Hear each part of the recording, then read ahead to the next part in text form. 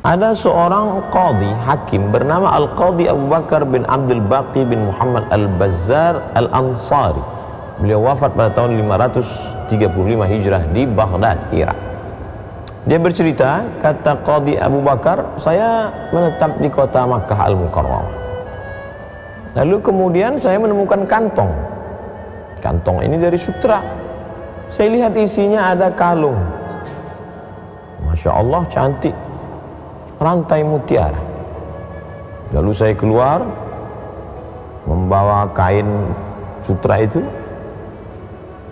Lalu saya dengar ada orang tua yang membuat pengumuman, siapa yang menemukan kain sutra di dalamnya ada mutiara nanti akan diganti dengan 500 dinar. Besar sekali.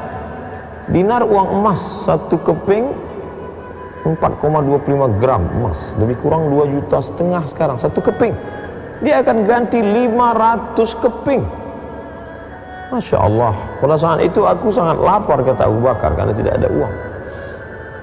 Maka aku katakan, benarkah engkau kehilangan wahai Tuan? Iya. Bagaimana sifat-sifat ciri-ciri benda yang hilang?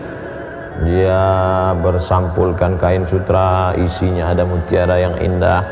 Akhirnya setelah itu aku pun memberikan rantai mutiara itu dan dia memberikan uang. Aku menolaknya, kata Al-Qadhi Abu Bakar. Tapi karena dia memaksa, akhirnya aku terima. Kemudian saya pun pergi dari kota Makkah Al-Mukarramah, naik perahu. Malang tak dapat ditolak, untung tak dapat diraih. Tiba-tiba datang pukulan angin kencang di tengah laut, berombang-ambing, tenggelam, akhirnya dipukul ombak, dihempas gelombang kian kemari. Hanya berpegang kepada satu kayu papan pecahan dari kapal saja. Dan akhirnya Al-Qadhi Abu Bakar terdampar di sebuah pulau. Di pulau itu aku mencari, yang pertama aku cari masjid, kata Qadhi Abu Bakar. Lalu kemudian sampai dalam masjid aku pun membaca Al-Quran.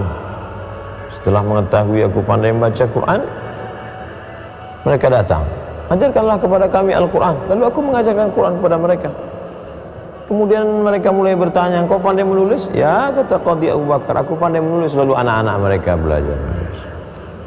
Setelah itu penduduk kampung berkata, kami ada seorang anak perempuan, bapaknya meninggal, kami ingin menikahkannya denganmu. Aku tidak mau. Qadhi Abu Bakar tidak ingin menerima permintaan mereka, tapi karena mendesak, maka Qadhi Abu Bakar akhirnya menerima. Akhirnya beliau menikah dengan perempuan yang mereka bawa itu. Dan Al-Qadhi Abu Bakar lama tertegun melihat. Apa yang dilihat Qadhi Abu Bakar? Sampai mereka berkata, hei Abu Bakar, kenapa matamu terlalu lama melihat dia? Itu menyakiti perasaannya. Yang dilihat Qadhi Abu Bakar adalah rantai mutiara yang ada di leher. Lalu Qadhi Abu Bakar pun bercerita mengapa dia begitu lama memperhatikan rantai itu. Dulu aku tinggal di Makkah, lalu kemudian aku menemukan kantong sutra, dan aku lihat di kantong sutra itu ada mutiara. Itulah dia mutiara yang sedang dipakai perempuan itu. Ceritakan lengkap oleh Qadhi Abu Bakar. Lalu kemudian, apa sebenarnya yang terjadi? Mengapa rantai itu ada di lehermu?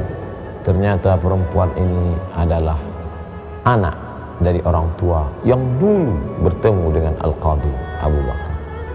Dan saat dia menemukan Qadhi Abu Bakar, dia berdoa rupanya kepada Allah Subhanahu wa ta'ala, siapa yang menemukan rantai mutiara itu, aku akan memberikan balasan dan akan menikahkannya. Akan menikahkannya dengan anakku, anakku akan menikah dengannya. Maka begitulah Allah Ta'ala mempertemukan orang-orang baik. Lalu kemudian apa yang terjadi? Aku pun menikah. Kemudian ajal tiba, istriku itu meninggal dunia, dan kemudian diwariskan harta itu kepada anakku. Aku mendapat, tapi anakku jatuh harta itu kepada anak. Dan rupanya ajal berkata lain, anak lebih dulu meninggal.